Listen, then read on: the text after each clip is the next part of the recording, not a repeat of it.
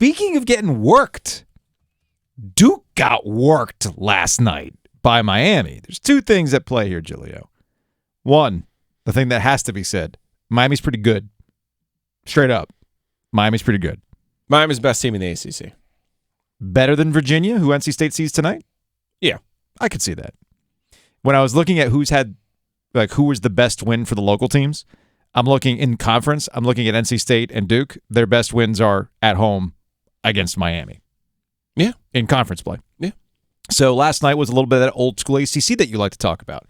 You went to our place. We got you in overtime.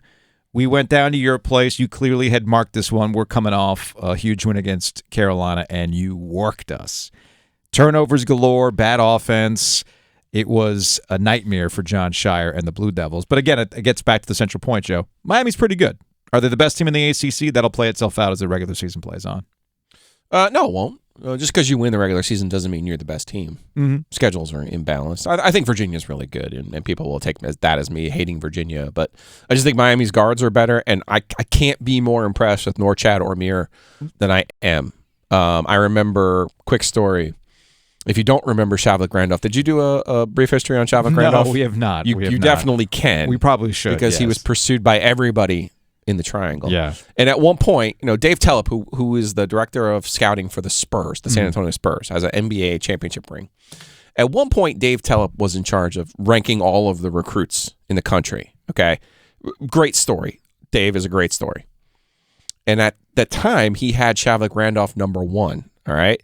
Now I got to go cover an event at Reynolds Coliseum, and a forward who was ineligible for his high school team, his name was Amari Stoudemire, is getting the ball and dunking on people like they owed him money. Right. Okay? He could have gone pro after his junior year in high school. He was that physically dominant. I look at Tellep and I go, you have someone, not anyone ranked higher than him? Okay. Okay. I watched Norchad Omier at PNC Arena earlier this year. Now he's 6'7". He's slightly undersized. Mm-hmm. He is a freak athletically. Super strong. I get that he's from Nicaragua. Maybe didn't take a traditional path to college basketball. They exist. But Joe, I don't know who in the world was recruiting this kid or evaluating this kid. Yeah. But whoever watched him and didn't say, oh, that's a Power 5 player. You need to get your eyes checked because he's a dude. He's a straight-up dude. You combine that with the guards that they have. You combine that with Jim Larinaga. They get the best recipe. That's a tough spot for Duke, though. And this is where everyone who gambles knows Duke was in trouble last night, and that's fine. Of course. Here's the thing with Tyrese Proctor, okay? He showed out against Carolina. Mm-hmm. He showed you who he could be. Mm-hmm. The light went on, and he was like, hey, this is how I make my money. I play well in this game. There's a but. Actually, how you make your money is you prove that it's sustainable and that you can do it over and over. He's a young kid, came in out of Australia early, and he has really, really struggled at times this year. Yeah. So I know John Shire is really excited that the way that Proctor has developed in the last few weeks, but he struggled last night. Yeah, there's scheduled losses, which I think most people circled this one. Given, sure. A quick turnaround from the emotional home game and a win against Carolina to getting on the road to Miami. That's a scheduled loss. John's not there yet that he could call Paul Brazo at the beginning of the season and be like, hey, what did dude, you, what happened? What are you doing? But hey, Kay would have pitched a fit over that sequence. Sure. So it's fine because if you're going to be a good tournament team, you're going to have turnarounds like this. Yeah. I get that there's travel involved. It's not a 1-for-1 where you play on a Thursday, then you got to turn it around and play on a Saturday in the NCAA tournament, whether it's the first or the second round. Yeah, the neutral site matters. But neutral site matters. I get that. But the point is you got quick turnarounds against tough competition. Straight up. And if this was a learning curve for the Blue Devils, we'll see how they adapt. And that's the one thing I will say about Duke. They have taken some lumps, but they usually are better for it in the long run. Here's John Shire, Duke's head coach, on the struggles on the road this year, because while they've been perfect at home when they've played what I would consider good competition on the road, they've been on the losing end. End of the day, you're playing ball, no matter where you are. If it's neutral, road, home.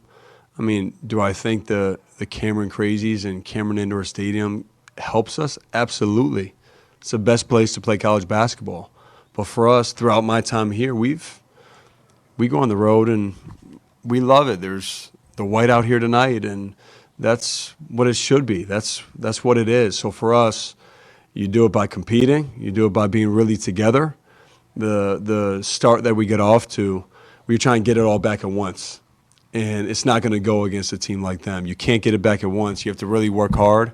And then, look, for us, you miss a lot of bunnies, and they made all theirs, and tip your hat to them with some of those. But that's on us with the focus that you need to have, especially on a quick turnaround. That's John Shire, Duke's basketball coach, on getting worked by Miami last night. I got a text from my dad. Actually, no, he didn't text me. He called me. He called me during the game. It was the first 10 minutes of the game, and he's like, are they just going to talk about Duke the entire time on this broadcast on ESPN? My response to my dad was in the form of a question. I said, are you new here? Is this the first time you've watched a basketball game that involves Duke against your favorite team?